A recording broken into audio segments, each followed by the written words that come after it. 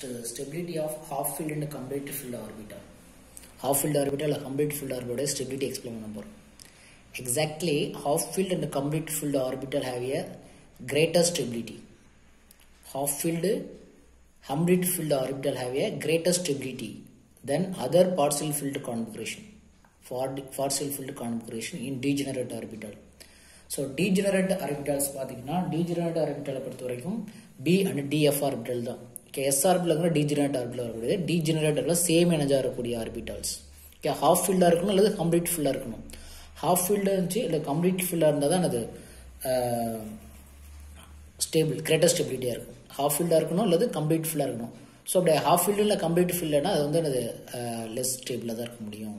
Okay, this can be explained by basis of symmetry distribution and exchange energy வச்சு explain பண்ண போறோம். அந்த concept எதை எக்ஸ்பிளைன் பண்றோம்? Symmetry distribution and exchange energy explain பண்ணி தான் இது மோஸ்ட் ஸ்டேபிள். யார் most stable? half filled and complete filled orbital have a greater stability. half filled and complete filled. For examples, B orbital அப்படினா இது half filled, B3 and half filled. I means that B னா இதான் degenerate orbital. இதுல மூணு electron இருக்கும். 1 2 3 is half filled. What is by completely means that 6 2 2 2 6 இதான் complete filled சொல்லக்கூடியது. So இப்போ B2 இதுல பாருங்க, for examples இங்க ஒரு எலக்ட்ரான் இங்க ஒரு electron is never half filled, never completely filled. So one electron இருந்தாலும் never half filled and completely filled. So B3 இருக்கணும் அல்லது B6 இருக்கணும். B5 அல்லது B7 இருந்தாலும் அல்லது B7 வரதுல B5 இருந்தாலும் அல்லது B4 இருந்தாலும் P2 இருந்தாலும் B1 தான் அது half filled complete filled கிடையாது, partial filled. ஸோ அப்போ இது ரெண்டுமே இந்த மாதிரி கான்ஃபிகரேஷன் வந்தால் மட்டும்தான் என்னது half filled and complete filled. அப்படி half filled complete filled இருந்தால் தான் greater stability இருக்கும்.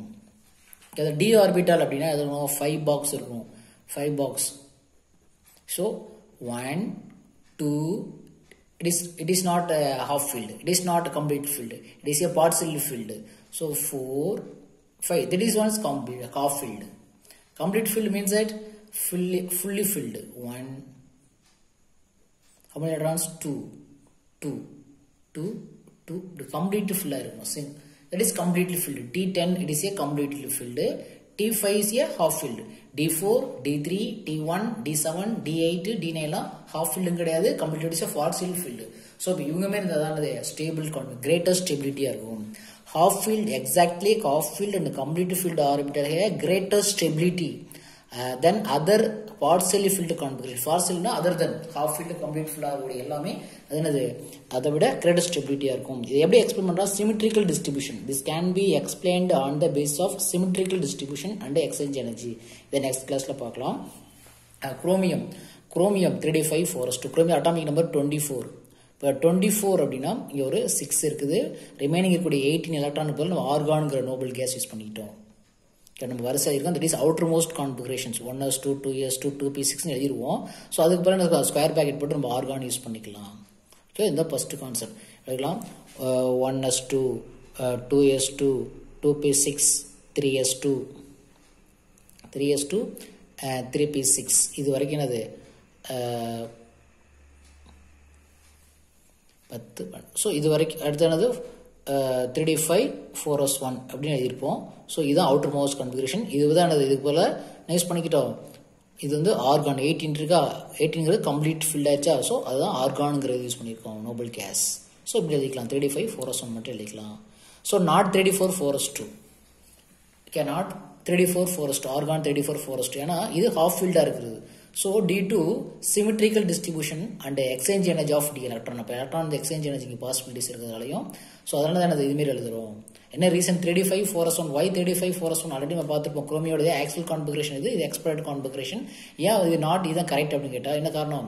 Electron symmetrical distribution, symmetrical of distribution of electron and exchange energy of d electron இருந்து எக்ஸ்சேஞ்ச் எனர்ஜி வந்து அதிகமாக பாசிபிலிட்டிஸ் இருக்கும். ஸோ அதில் கிரேட்டர் ஸ்டெபிலிட்டி ஹாஃப் ஃபீல்டு, இது ஹாஃப் ஃபீல்டு கிடையாது. ஸோ இதில் கிரேட்டர் ஸ்டெபிலிட்டி காரணமாக தான். ஸோ இந்த மாதிரி ரீசன் இருக்குது. ஆக்சுவலாக எப்படி இருக்கணும்? 3d4 4s2 இருக்கணும்.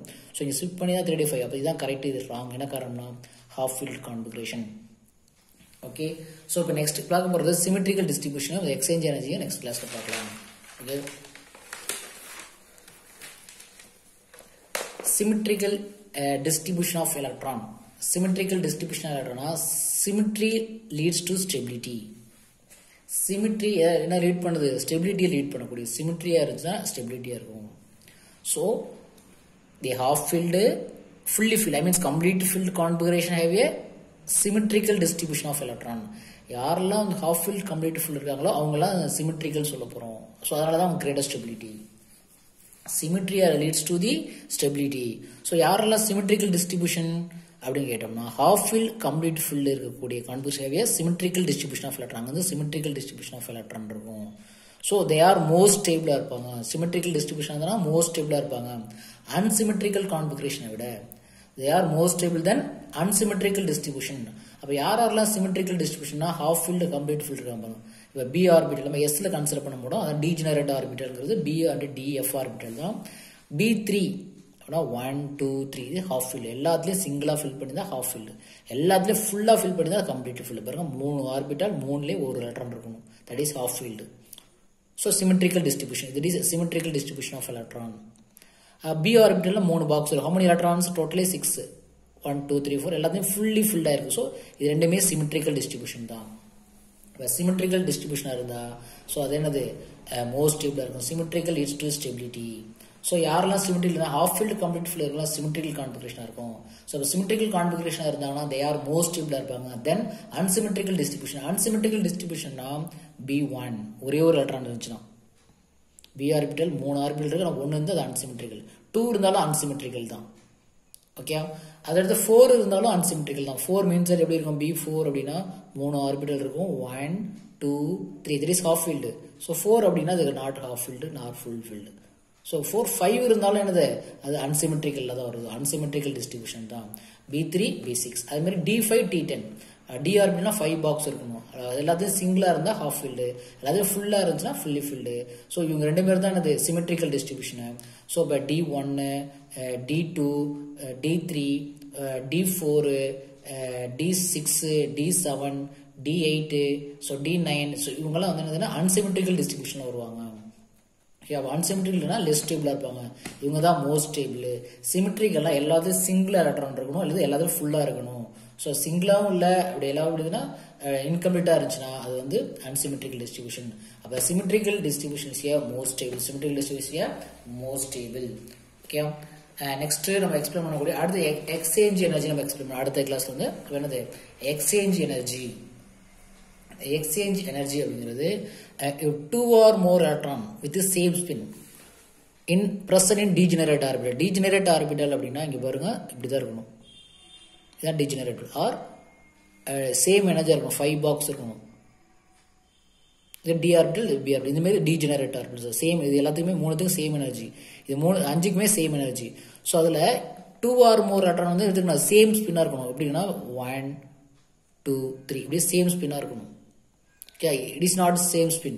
இது 2 இங்கே 1 1 அப்போ இதில் பாசிபிலிட்டிஸ் இது 2க்கு தானே எக்ஸ்சேஞ்ச் பாசிபிலிட்டிஸ் நடக்கும். இப்போ இங்கே பாசிபிலிட்டிஸ்னா 1 2 3 4 5 இது எல்லாத்துக்குமே எக்ஸ்சேஞ்ச் பாசிபிலிட்டிஸ் இருக்கும். ஒரு இடத்துல ஃபுல்லி மீதி இடத்துல அந்த 4 மட்டும் தான் எக்ஸ்சேஞ்ச் பாசிபிலிட்டிஸ் இருக்கும். ஏன்னா எல்லாத்துலேயும் ஃபுல்லாக இருந்தாலும் என்னது எக்ஸ்சேஞ்ச் பாசிபிலிட்டி சேம் ஸ்பின்னாக இருக்கணும், ஒரே மாதிரி இருக்கணும், சேம் ஸ்பின் இருக்கணும். ஸோ அப்போ தான் அங்கே என்னது எக்ஸ்சேஞ்ச் பாசிபிலிட்டிஸ் இருக்கும். அங்கே தான் அது orbital possibility there is a possibility for the exchange their position. அந்த பொசிஷன் வந்து எக்ஸ்சேஞ்ச் பண்ண முடியும். ஸோ அப்போ டூரிங் எக்ஸ்சேஞ்சில் வந்து எனர்ஜி ரிலீஸ் ஆகணும். அந்த பேர் என்னது எக்ஸ்சேஞ்ச் எனர்ஜி சொல்லக்கூடியது.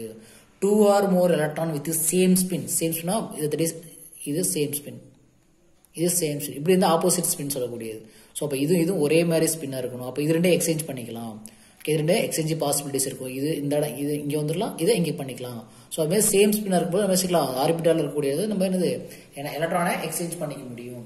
2 or more electron with the same spin are present in degenerate orbitals. There is possibility for exchange in their position. அந்த எலக்ட்ரானோட பொசிஷன் வந்து என்ன செய்யலாம் எக்ஸ்சேஞ்ச் பண்ணிக்கலாம். டூரிங் தி எக்ஸ்சேஞ்ச் ப்ராசஸ் இந்த ப்ராசஸ் இப்போ எனர்ஜி ரிலீஸ் ஆகும். அந்த எனர்ஜி ரிலீஸ் பேர் தான் அது எக்ஸ்சேஞ்ச் எனர்ஜி சொல்லக்கூடியது. எக்ஸ்சேஞ்ச் எனர்ஜி பாசிபிலிட்டி சொல்லலாம். ஸோ அடுத்து தான் definition. What is exchange energy 2 marks எழுதிக்கலாம். If more number of exchange are possible. அப்போ more number of exchange possibilities அங்கே மோர் எனர்ஜி ரிலீஸ். அதிகமான எக்ஸ்சேஞ்ச் பாசிபிலிட்டிஸ் இருந்துச்சுன்னா more number of exchange possible இருந்துச்சுன்னா அங்கே மோர் எனர்ஜி ரிலீஸ் ஆகும். மோர் number of exchange are possible only in case of half ஃபீல்டாக இருக்கும் இல்லை கம்ப்ளீட் ஃபீல்டு. அப்போ தான் அது more number of exchange possibilities இருக்க முடியும். ஓகே பாருங்க, ஃபார் எக்ஸாம்பிள்ஸ் பி ஆர்பிட்டல் எடுத்துக்கலாம். ஓகே இதில் பாருங்க, ஓகே பி ஆர்பிட்டல். ஸோ 1 2 3 இதான் ஹாஃப் ஃபீல்ட். அப்போ தான் more exchange possible. How many exchange possible அப்படின்னு பார்த்தோம்னா இது P3 ஆர்பிட்டால். ஓகே அது மாதிரி டி கூட எடுத்துக்கலாம். ஓகே எத்தனை ஹவு மெனி எல்லாமே சிங்கிளாக இருக்கும், எல்லாமே சேம் ஸ்பின். இந்த எலக்ட்ரான் எப்படி இருக்கோ அதே மாதிரி இங்கே இருந்து தான் எக்ஸ்சேஞ்ச் பண்ண முடியும். இங்கே பேடாக இருந்து இங்கே சிங்கிளாக இருந்துச்சுன்னா எக்ஸ்சேஞ்ச் பண்ண முடியாது. ஸோ ஃபார் எக்ஸாம்பிள்ஸ் இப்படி இருக்குன்னு வச்சுக்கோங்க,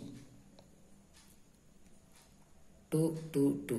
ஸோ இப்போ இது ரெண்டே எக்ஸ்சேஞ்ச் பண்ண முடியாது. இது பேரில் இருக்குது, இது வந்து அது இருக்குது. ஸோ இது ரெண்டே வேணால் எக்ஸ்சேஞ்ச் பண்ணிக்கலாம். புரியுதா? இப்போ வந்து P3 தான் இது எக்ஸ்சேஞ்ச் பண்ண, மூணுமே ஹாஃப் ஃபீல்டாக இருக்குது. ஸோ அப்போ exchange possible. How many exchange possible அப்படின்னா, ஸோ இங்கே இருக்கக்கூடிய எலக்ட்ரான், இந்த எலக்ட்ரானை வந்து ஃபஸ்ட்டு இந்த எலக்ட்ரானை எடுத்துக்கலாம். இந்த எலக்ட்ரானை இந்த ரெண்டே எக்ஸ்சேஞ்ச் பண்ணிக்கலாம். இதை இங்கே வந்துடலாம், இதை இங்கே கொண்டு போய், இது ஒரு பாசிபிலிட்டிஸ் இருக்குது. ஸோ அண்டு இதையும் எக்ஸ்சேஞ்ச் பண்ணிக்கலாம், இது ரெண்டையும் எக்ஸ்சேஞ்ச் பண்ணிக்கலாம். புரிஞ்சுதா? ரெண்டு எக்ஸ்சேஞ்ச் பாசிபிலிட்டிஸ் இருக்குது. ஓகே அண்ட் தென் அடுத்த பாருங்க, அதே சிங்கிள் ஃபீல்டு இருக்கா. ஸோ இதை எக்ஸ்சேஞ்ச் பண்ணிக்கலாம், இதையும் எக்ஸ்சேஞ்ச் பண்ணிக்கலாம், இதையும் எக்ஸ்சேஞ்ச் பண்ணிக்கலாம். ஸோ அப்போ இங்கே ஒரு எக்ஸ்சேஞ்ச் பாசிபிலிட்டிஸ் இருக்கா? புரியுதா? ஸோ இதை எடுத்துக்கிட்டு இது இங்கே பாருங்க, இந்த எலக்ட்ரான் இங்கே கொண்டு போயிடலாம், இங்கே எலக்ட்ரான் இங்கே கொண்டு, தட் இஸ் எக்ஸ்சேஞ்ச். ஸோ அடுத்து இந்த எலக்ட்ரானை இங்கே கொண்டு போயிடலாம், இல்லை இங்கே எலக்ட்ரான் கொண்டு வந்தாலும் இது ரெண்டு எக்ஸ்சேஞ்ச் பாசிபிலிட்டிஸ் இருக்குது. அடுத்து இந்த செகண்ட் எலக்ட்ரானை பொறுத்தவரை இது ரெண்டு தான் எக்ஸ்சேஞ்ச் பண்ண முடியும். இங்கே கூட போய் ஆல்ரெடி பண்ணிட்டோம். ஸோ அப்போ இது ரெண்டையும் பண்ணிக்கலாமா? ஆல்ரெடி இது கூட பண்ணியாச்சு இல்லையா? ஸோ இது ரெண்டையும் பண்ணோம்னா இங்கே ஒரு பாசிபிள். டோட்டலாக 3 பாசிபிலிட்டிஸ் எக்ஸ்சேஞ்ச் பார்க்கணும். 3 எக்ஸ்சேஞ்ச் பாசிபிலிட்டிஸ் இருக்குது B3க்கு. டோட்டலானது 3 எக்ஸ்சேஞ்ச் பாசிபிலிட்டிஸ் இருக்குது. ஸோ இது மோஸ்ட் ஸ்டேபிள். B3யை பொறுத்த வரைக்கும் 3 எக்ஸ்சேஞ்ச் பாசிபிலிட்டிஸ் இருக்குது. ஸோ அடுத்த நெக்ஸ்ட் பார்க்கலாம். B3 how many exchange? 3 exchange possibilities இருக்குது. ஸோ D ஆர்பிட்டல் நீங்களே எக்ஸ்பிளைன் பண்ணி வருங்க. D orbitals, D orbital half field தான் கம்ப்ளீட், ஹாஃப் ஃபீல்டு தான் மேக்ஸிமம் பாசிபிலிட்டிஸ் இருக்கும். 1 2 3 4 5, that is D5 configuration. D orbital 5 box. How many exchange பாசிபிள்னா same ஸ்பின்னா இருக்கணும். இங்கே பாருங்க, ஃபர்ஸ்ட் இந்த எலக்ட்ரானை எடுத்துக்கலாம். இந்த எலக்ட்ரானையும் இதையும் எக்ஸ்சேஞ்ச் பண்ணலாமா? இந்த எலக்ட்ரானையும் இந்த எலக்ட்ரான் இங்கே கொண்டு போயிடலாம், இதை எக்ஸ்சேஞ்ச். ஸோ இந்த எலக்ட்ரானையும் இதையும் எக்ஸ்சேஞ்ச் பண்ணலாமா? இதையும் எக்ஸ்சேஞ்ச் பண்ணலாம். அடுத்து இந்த எலக்ட்ரானையும் நெக்ஸ்ட் இதையும் எக்ஸ்சேஞ்ச் பண்ணலாமா? இதுவும் இதை எக்ஸ்சேஞ்ச் பண்ணலாம். ஸோ இந்த எலக்ட்ரானையும் இதையும் எக்ஸ்சேஞ்ச் பண்ணலாம். டோட்டல் எத்தனை எக்ஸ்சேஞ்ச் பண்ணலாம்? 4 எக்ஸ்சேஞ்ச் பாசிபிலிட்டிஸ். ஓகே இந்த எலக்ட்ரானை மட்டும் எடுத்துகிட்டு இது கூட எக்ஸ்சேஞ்ச் பண்ண, இது ரெண்டும் இங்கே மாற்றிக்கலாம், இல்லை இது ரெண்டையும் மாற்றிக்கலாம், இல்லை இதையும் மாற்றிக்கலாம், இல்லை இதையும் மாற்றிக்கலாம். நெக்ஸ்ட்டு அதுலேயே பாருங்கள், 1 2 3 4 5 இருக்கா? ஸோ இதை மட்டும் பாருங்கள், இதையும் எக்ஸ்சேஞ்ச் பண்ணிக்கலாமா? செகண்ட் எலக்ட்ரானையும் இதையும்.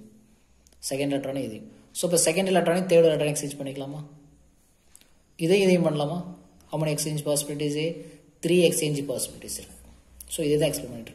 So and then let me D5 configurations. எத்தனை ஆர்பிட்டல்? 5 ஆர்பிட்டல். ஸோ இப்போ தேர்ட் எலக்ட்ரான் பாருங்க, அடுத்து இதையும் எக்ஸ்சேஞ்ச் பண்ணலாம். ஸோ அதை இதையும் பண்ணலாம். how many electrons? 2 exchange possibilities. இது ரெண்டு எக்ஸ்சேஞ்ச் பண்ணலாம், இது ரெண்டையும் எக்ஸ்சேஞ்ச் பண்ணிக்கலாம். புரிஞ்சுதா? இது இந்த இடத்துக்கு இங்கே வந்துடும், இது ஒரு டைம், இது ஒரு எக்ஸ்பெரிமெண்ட். அடுத்து இங்கே வந்து பாருங்க, நான் 1 by 1 சொல்லிட்டு வந்திருக்கேன். 1 2 3 4 5. ஃபஸ்ட்டு இதை வச்சுட்டு 4 கூட எக்ஸ்சேஞ்ச் பண்ணேன். அடுத்த ரெண்டாவது ஒன்று வச்சுட்டு இங்கே வரக்கூடாது, ஆல்ரெடி தான் பண்ணிட்டோம்ல, இது ரெண்டு தான் பண்ணிட்டோம் இல்லையா? ஸோ அப்போ இதை விட்டுட்டு ஸோ இதை வச்சுட்டு இது மீது கூட 3 கூட எக்ஸ்சேஞ்ச் பண்ணேன். அடுத்த தேர்டு வந்து ஆல்ரெடி இது ரெண்டும் பண்ணிட்டோம். ஸோ அதில் மீது கூட 2 கூட எக்ஸ்சேஞ்ச் பண்ணேன். இப்போ எல்லாம் பண்ணியாச்சு. கடைசியில் யார்? இவங்களை மட்டும்தான் பண்ணலாம். ஸோ இந்த எலக்ட்ரானை வந்து இவங்க கூட மட்டும் எக்ஸ்சேஞ்ச் பண்ணிக்கலாம். ஸோ ஒரு எக்ஸ்சேஞ்ச் டோட்டலாக எத்தனை எக்ஸ்சேஞ்ச் பாசிபிள்? 7 9 10 எக்ஸ்சேஞ்ச் பாசிபிலிட்டிஸ் இருக்குது. என்னது? 10 எக்ஸ்சேஞ்ச் பாசிபிலிட்டிஸ் இருக்குது. ஸோ இதான் மோஸ்ட் ஸ்டேபிள். D6 வந்தாலும் D6 பாசிபிலிட்டிஸ் இருக்கு. அப்போ D6 அப்போனா இங்கே வந்து அது பேட் ஆயிரும். அப்போ இவங்களை எக்ஸ்சேஞ்ச் பண்ண முடியாது. ஸோ அப்போ 4 தான் எக்ஸ்சேஞ்ச் பண்ண முடியும். புரியுதா? பேர் எலக்ட்ரான். இப்போ 6னா 1 2 3 4 5 6 இங்கே வந்துடும். ஸோ அப்போ 4 தான் இருக்கும். அப்போ 4 மட்டும் தான் எக்ஸ்சேஞ்ச் பண்ணலாம். சேம் ஸ்பின்ல உள்ள எலக்ட்ரான் மட்டும் தான் நம்ம எக்ஸ்சேஞ்ச் பண்ண முடியும். அடுத்த D4க்கு பாருங்க, இது முடிஞ்சிச்சு. எத்தனை எக்ஸ்சேஞ்ச் பாசிபிலிட்டிஸ்? D5 பொறுத்த வரைக்கும் D5 இருந்தால் டோட்டலி 10 எக்ஸ்சேஞ்ச் பாசிபிலிட்டிஸ். ஸோ அதெல்லாம் மோஸ்ட் ஸ்டேபிள் சொல்லியிருக்கும். ஸோ அதே மாதிரி D4க்கு பார்க்கலாமா? D4க்கு எப்படி எக்ஸ்பிளைன் பண்ணுவோம்? how many electrons D4னா 4 electron. 1 2 3 4 5 ஆர்பிட்டல். Dங்கிறது 5 ஆர்பிட்டல். how many electron? 4. 1 2 3 4 அப்ப சேம் ஸ்பின்னா இருக்கு நாலுமே சேம் ஸ்பின் தான் இது எப்படி எக்ஸ்சேஞ்ச் பண்றது லெசன் பாருங்க இந்த ஃபர்ஸ்ட் எலக்ட்ரான் எடுத்துக்கலாமா இந்த ஃபர்ஸ்ட் எலக்ட்ரானை இது கூட எக்ஸ்சேஞ்ச் பண்ணிக்கலாம் சோ அண்ட் இது கூட எக்ஸ்சேஞ்ச் பண்ணிக்கலாம் அண்ட் இது கூட இத்தனை how many எக்ஸ்சேஞ்ச் இந்த எலக்ட்ரானை வந்து இவங்க எக்ஸ்சேஞ்ச் பண்ணிக்கலாம் இவங்க ரெண்டு பேரும் எக்ஸ்சேஞ்ச் பண்ணிக்கலாம் இவங்க ரெண்டு பேரும் அப்ப டோட்டலா 3 exchange possibilities 3 exchange possibility so and then second electron exchange பண்ணி பாருங்க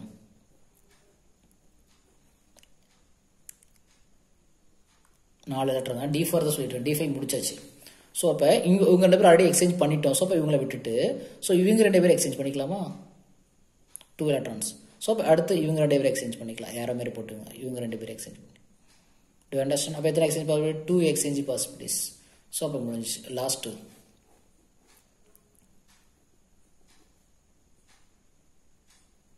4 so இவங்க ரெண்டு பேரும் மட்டும் எக்ஸ்சேஞ்ச் பண்ணிக்கலாம் ஆல்ரெடி இவங்கலாம் பண்ணிட்டோம் ஓகே எக்ஸ்சேஞ்ச்னா ரெண்டு இந்த எலக்ட்ரான் இந்த எலக்ட்ரான் இங்க இடம் மாறிக்கிறது பொசிஷன் மட்டும் இடம் மாத்திக்கிறது how many exchange one exchange totally 6 exchanges possibilities இருக்குது எக்ஸ்சேஞ்ச் 6 exchange possibilities இருக்குது இப்ப d4 க்கு அப்ப which is the more stable configuration இதானது more stable configuration b3 க்கு எடுக்கலாம் அதே மாதிரி f க்கு பண்ணிக்கலாம் f7 க்கு பார்க்கலாம் ஓகே d10 கூட பண்ணி பார்க்கலாம் d10 னால அதே 10 கான்ஃபிகரேஷன் வரும் 10 அது சேம் எல்லாத்துலயும் ரெண்டு டேட்டா இருந்தாலும் அத எக்ஸ்சேஞ்ச் பண்ண முடியும் ஓகே அதே மாதிரி 4 தான் இதானது 6 exchange possible இதுல இருந்து டோட்டலா 10 which is more stable 10 exchange more number of exchange possible more என்னது stable more number of exchange possible வந்து என்னது அப்புறம் half field மட்டும் தான் more exchange இது half field கிடையாது சோ இந்த மாதிரி exchange possible